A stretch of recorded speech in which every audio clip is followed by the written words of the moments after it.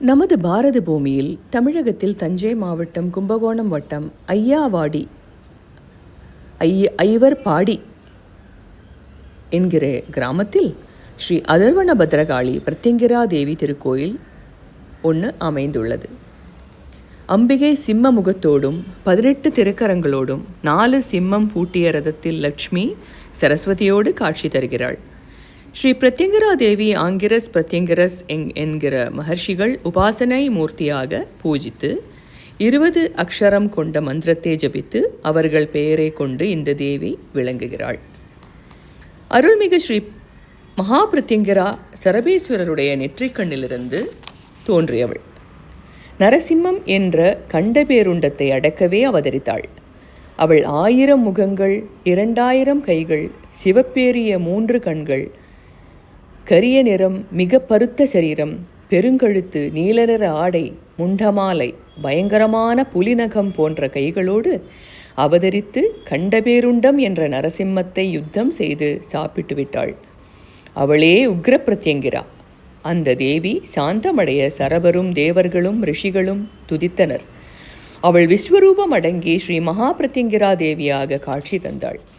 இந்த தேவியை சித்தர்கள், அகத்தியர், பஞ்சபாண்டவர்கள், ஸ்ரீராமர், லட்சுமணர், இந்திரஜித் ஆகியோர் பூஜித்துள்ளனர்.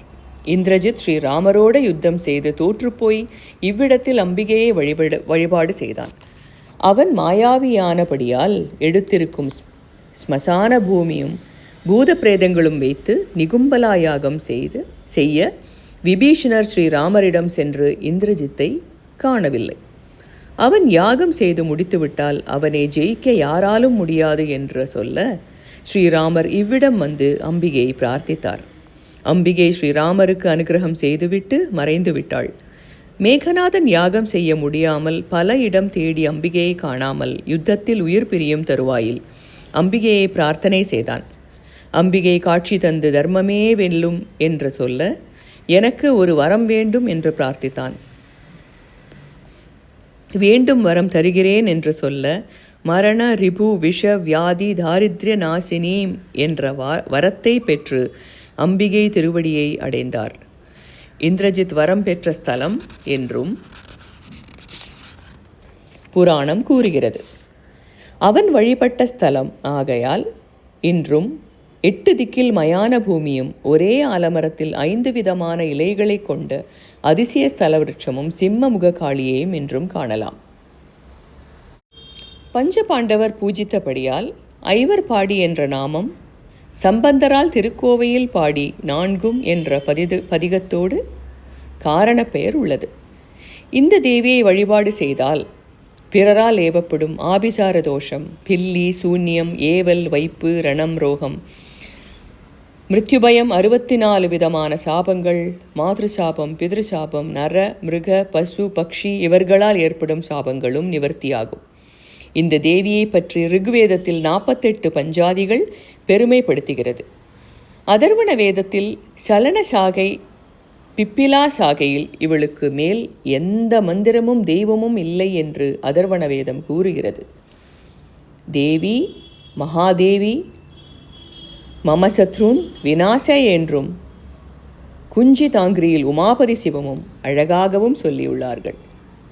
பிரத்யங்கிரா தேவி பற்றி பல விஷயங்கள் பெரியோர்களும் மகான்களும் கூறுவார்கள். 9 விதமான பிரத்யங்கிரஸ், பிராமி பிரத்யங்கிரா, சரபசக்தியாகவும் கூறுவார்கள்.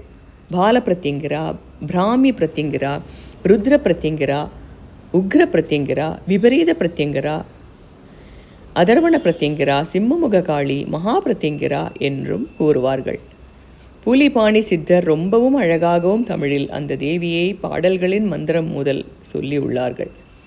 பிரபஞ்சசார சங்கரஹித்தில் பிரத்யங்கிரா தியானசில நசூர்யாத்வேஷ மாத்மணி என்ற பழமொழியால் இத்தேவியை யார் உபாசிக்கிறார்களோ அவரிடம் துவேஷம் கொள்ளக்கூடாது என்றும் உள்ளது.